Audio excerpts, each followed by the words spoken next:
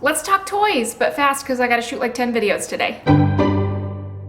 Hey everyone, so here are some quick tips that I'm gonna give you for keeping the chaos that kids' toys bring down to a minimum in your household. Have a place for everything and put everything in its place. This is so common sense, but basically you just don't want overflowing amounts of toys in your house anywhere if that causes you stress. Doesn't stress you out? Oh my gosh, more power to ya.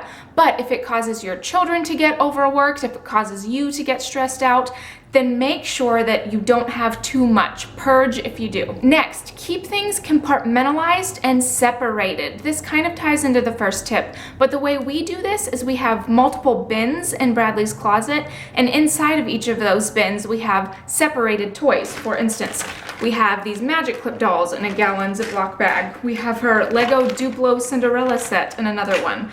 We have her Doc McStuffins kit. These are all in one bin with a few other things, and she can just pull one or two things out as she wants to play with them. The third thing, when playing, only take out as much as your child is capable of cleaning up on their own.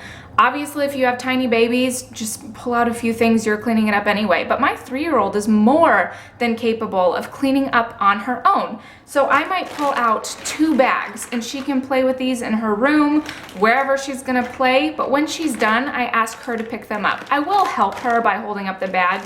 And a lot of the time she just needs coaching, telling her to just focus on her Magic Clip dolls or just focus on her stuffed animals. That way she doesn't get overwhelmed, because that's what happened to me as a kid, and I see that in her as well. But as long as she can clean them up on her own, then I'm okay with pulling out toys. If she's not gonna clean them up on her own, then I know I've pulled out too much. Get your kid in the habit of donating toys, and the best way to do this is by influencing them when they see you donate things. Giving out of the excess that we have to somebody who doesn't have as much is just a wonderful virtue to have. Don't just get rid of crap, junk that you don't want anymore. But every now and then, if you really feel it in your heart, give something that's really nice, even if it means going out and buying something and giving it. Just let your kids see this hospitable and generous part of your heart, and it's gonna motivate them to wanna do the same thing. I will say, do not force your kids to give away toys that they love, because that can be detrimental to a child, because we're not trying to cause any type of emotional damage that's gonna send them to therapy for the rest of their life at this point. Now, gifts are a hot button issue, and I want to address those really quickly. First of all, accept gifts. Grandparents and aunts and uncles love to give gifts, lots and lots of gifts to our kids.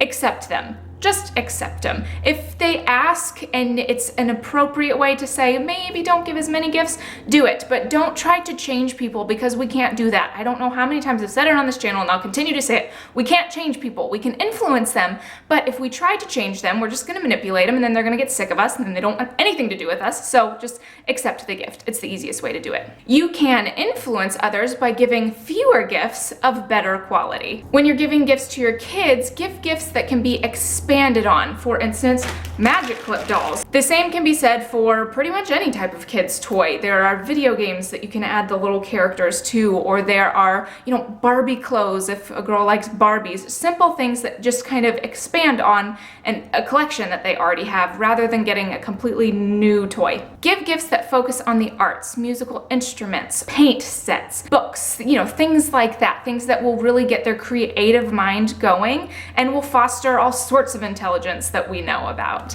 And for young children, if you're able to do this, put excess gifts aside to give to them throughout the year. Bradley's birthday is right after Christmas, so she gets an overwhelming amount of toys. And basically what we do is just put a ton of them into a box, put them away, and then we'll give her something as the year goes on so that she can expand on her toys. She can still have something that was given to her, but she's not completely overwhelmed with 25 gifts, which actually freaks her out. It's Christmas morning sometimes is a nightmare for us because she just gets so overwhelmed.